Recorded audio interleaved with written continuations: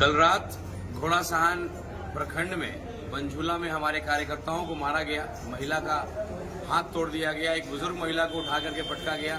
इनके सर पे चोट आया है जो बहुत गंभीर है। एक हमारे भाई संतोष जी हैं जिनका 14 टाका लगा है। तो एक लोकतंत्र का बहुत बदसूरत चेहरा जो है कल दिखने को मिला।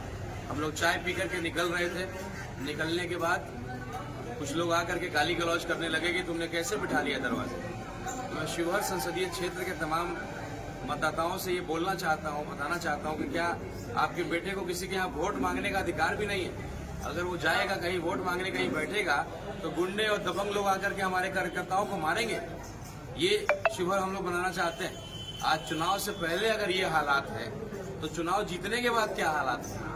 जो गुंडे मवाली जो उनके मुख्य कार्यकर्ता बने हुए हैं, जो बीड़ा उठाए हुए हैं, ठेकेदारी लिए हुए हैं, उनका गुंडई किस चरम पे चला जाएगा इसका अंदाजा आप लगा सकते हैं। उन गुंडों से सलटना मुझे भी आता है।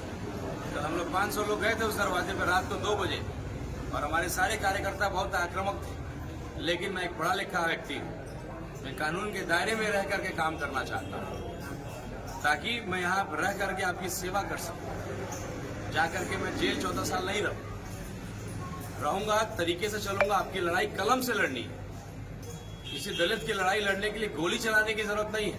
किसी दलित की लड़ाई लड़नी है तो कलम चलाने की जरूरत है। आधा दलित परिवार आज जेल में है क्योंकि कोई उसका केस लड़ने वाला नहीं है, कोई उसका वकील करने वाला नहीं है।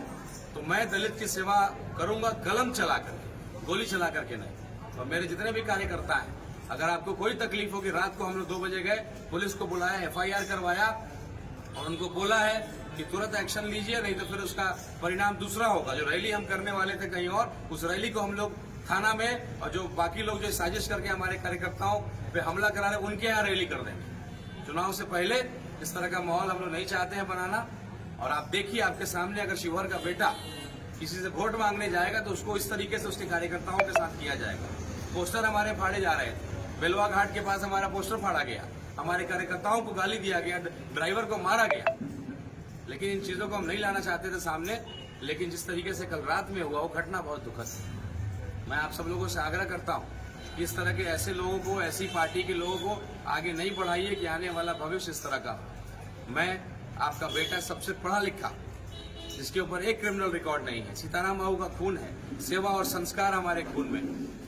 कोई दूसरे लोग आएंगे तो डमी बनेंगे। जेडीयू की जो कैंडिडेट है, कौन बैठे, कौन है कैंडिडेट, सदन में कौन बोलेगा?